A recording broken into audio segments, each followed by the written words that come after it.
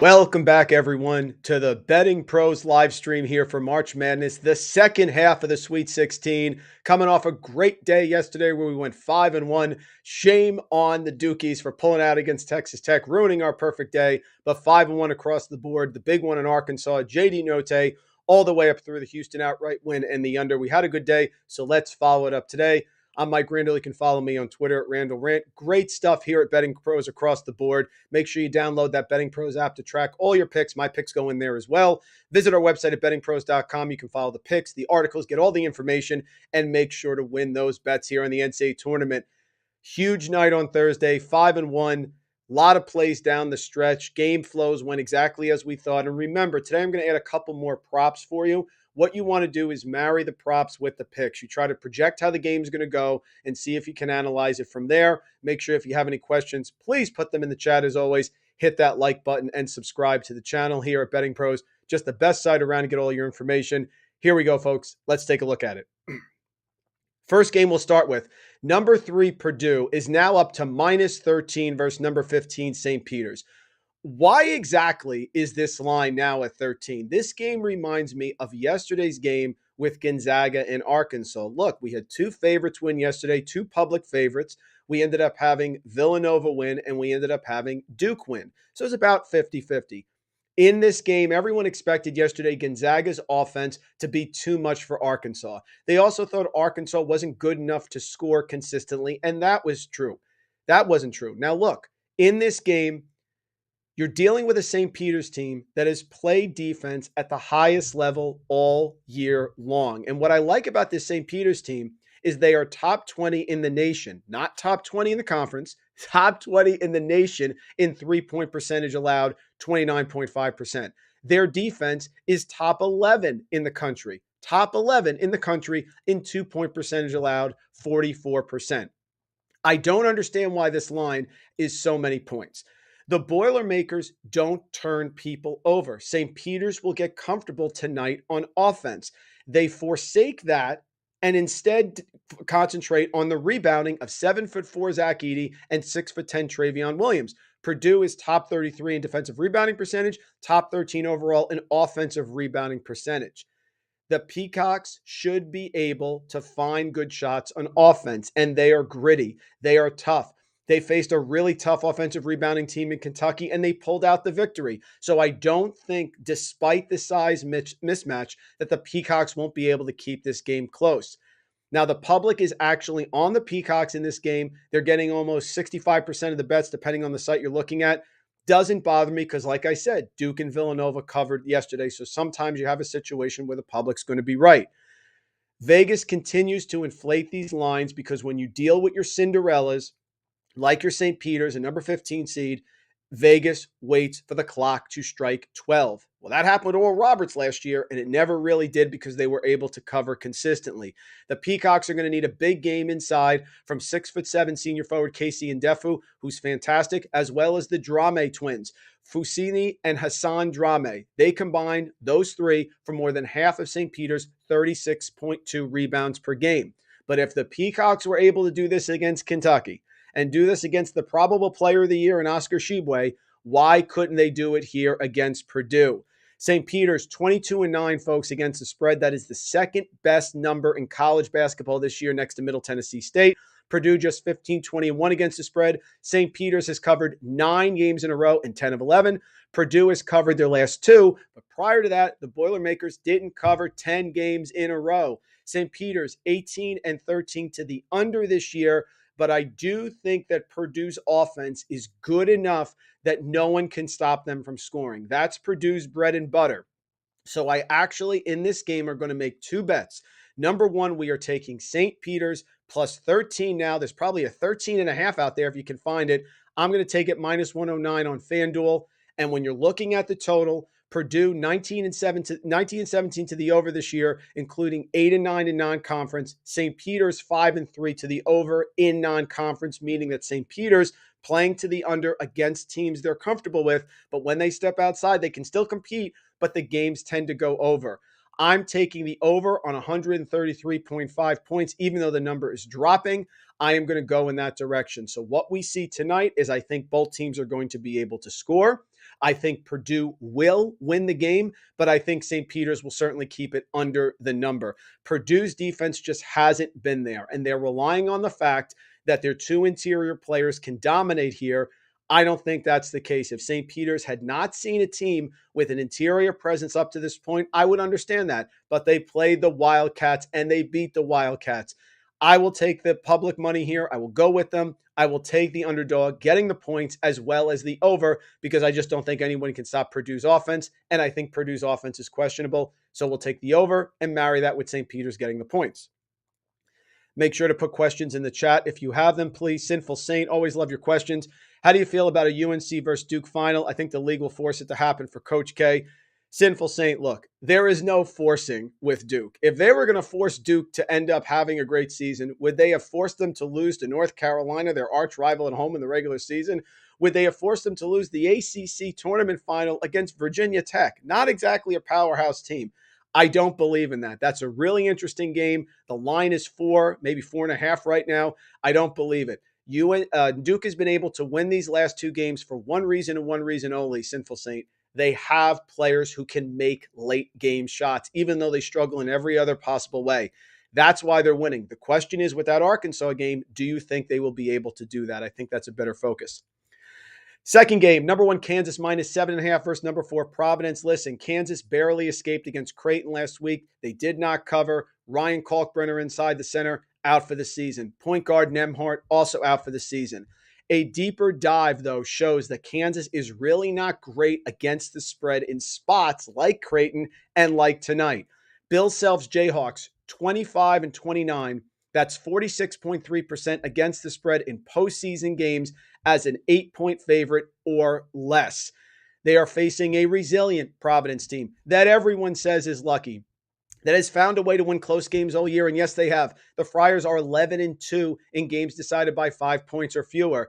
Kansas has superior metrics to the Friars on each side of the ball, but they are ranked last in Big 12 conference in turnovers forced per game. This is a similar situation to what we saw yesterday. Gonzaga doesn't force turnovers, and Kansas is not going to either. This will also be a strength-on-strength matchup with the Friars shooting a Big East best 38% from beyond the arc, while the Jayhawks held their opponents to 27.5% from beyond the arc. There is something magical with this Providence team all year, and I'm certainly not inclined to lay almost 8 points with it against the Jayhawks. If you look at Providence by position, each by position, the Providence Friars can battle. You have Al Durham as the point guard who can shoot free throws at almost 90%. Jared Bynum is the big shot maker. Horkler is the glue guy. Minaya is the defensive specialist, and Nate Watson inside. So I'm going to go with Providence getting 7.5 minus 110 on DK, and we're going to add a specific prop to this game. I have watched almost every Providence game. What you're going to have here for Providence is a big game from Noah Horkler. Noah Horkler is going to have tonight what I think is the difference-making game to cover the spread. Horkler's over 1.5 3-point prop is minus 175, which means Vegas thinks Horkler is hitting at least 2 threes. That gives 6 points. I think he finds a few more, which is why I'm going with Horkler over 10.5 points, minus 115 on BetMGM. Noah Horkler has been so important to this team, and he's the guy the other team lets get free for shots when they need it. He's very active on the boards. He had 16 and 13 in the 2 NCAA tournament games, and he has beaten this in 5 of his last 8. Providence, plus 7.5 is the underdog, and Noah Horkler over 10.5 points on BetMGM. 2 games left. Let's take a look at them here. Really like this next game. I am laying the points with UCLA and taking the Bruins over North Carolina. North Carolina has been up and down all year. They struggled most of the year. They were at 4-3 in the ACC, floundering. They ended up beating a shorthanded Louisville team that fired Chris Mack, and then they ended up losing at home to Pittsburgh. But from that point, they have been on fire. However, I don't think with a first-year coach here in Hubert Davis going against a veteran coach in Mick Cronin, a veteran UCLA team that made the Final Four last year and has most of their players back, I don't think that's going to continue. UCLA, 18-15-2 against the spread. That's solid. 6-5 against the spread in non-conference. UNC, 18-16-1 against the spread. 5-8 in the non-conference. UCLA has covered 5 of their last 8. UNC has covered 6 of the last 7. Two teams on a collision course. I believe that Jaime Jaquez is healthy. I projected if he was healthy and there wasn't any concern with his ankle, this would be a 3 to 4 point spread. I am going to go with UCLA and lay the points here. I think North Carolina was scalding hot against Baylor. I think Baylor's zone opened up some shots for them that UCLA's defense will not. UCLA is very strong defensively, especially against the three. I have no read on this over-under. This is one that I'm staying away from the over-under, but I know that the majority of the bets and the money are on UNC tonight. I don't see it happening. I think you're selling this UCLA team short. I think you're going to have a big game from Tiger Campbell at point guard, who will not be turned over. I think they have size inside with Cody Riley, a veteran big who can limit Armando Bacot, who had a phenomenal game against Baylor.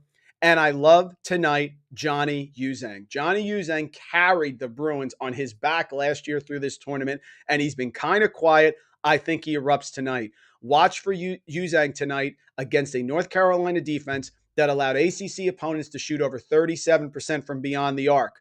Last year, Uzang was hot from three-point range. He hit 2 or more threes in 5 of the 6 games. So tonight, we're getting great money from DK. Johnny Uzang, over 1.5 3-pointers, plus 145 on DK. We are going there. Again, I like UCLA a lot.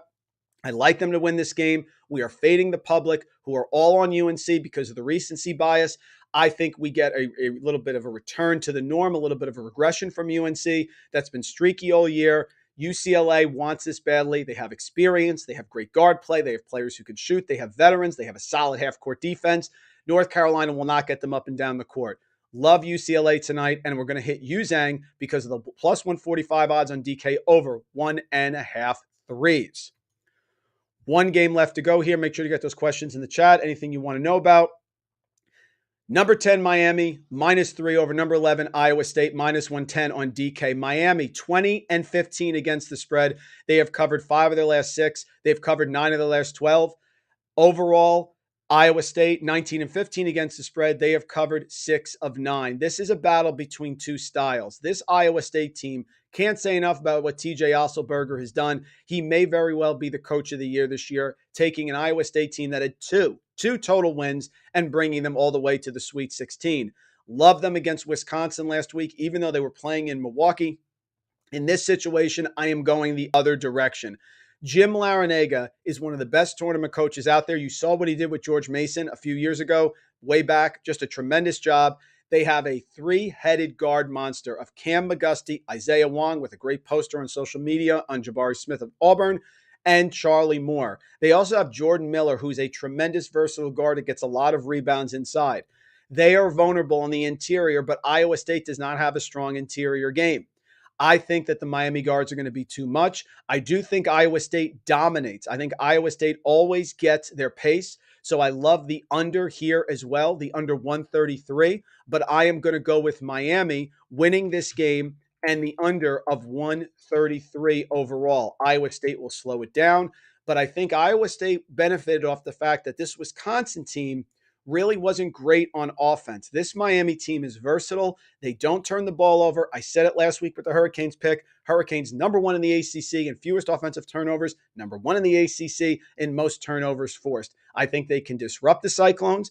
I expect a slow-paced game because I think Iowa State always gets their pace. But I think with about 5 minutes left to go in this game, the Hurricanes pull away, keeping that Cinderella story going. Both teams are double-digit seeds, so we're guaranteed to have a double-digit seed through, which is crazy. Both teams are great, but I give the edge here to Miami. I will take Miami laying 3. I got it at 2. It's now up to 3, and I'm going to take the under on the 133. Kudos to Otzelberger. Kudos to Iowa State. Going to be a tremendous team next year.